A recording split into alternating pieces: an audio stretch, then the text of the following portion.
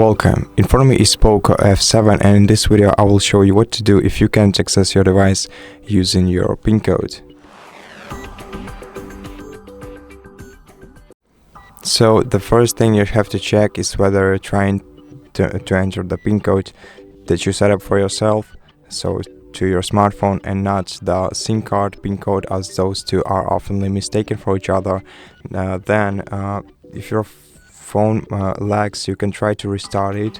Usually sometimes it helps solve this issue, but if it didn't, then try to remember the PIN that you entered last time, and if it didn't help you, then you can try to contact the Xiaomi customer support service, tell them about your issue, and if you can prove that the ownership of your smartphone to them, they'll most likely help you solve your problem.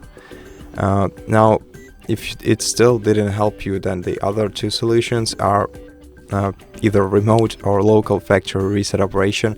It's pretty easy, though it will erase all data from your phone.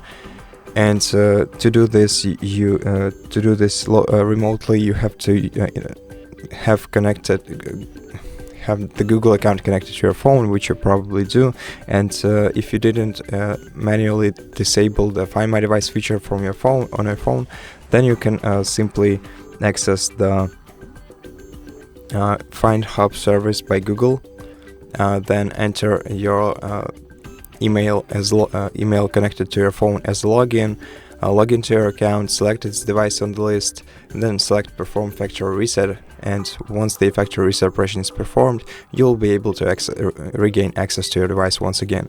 Now, if this didn't help, if you can do this remotely, you can also perform factory reset operation locally.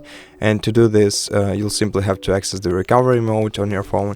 Now, if you don't know how to do this, or if you're not sure, we have an entire video on our channel explaining how to do that step by step. So if you're interested, go ahead and check it out.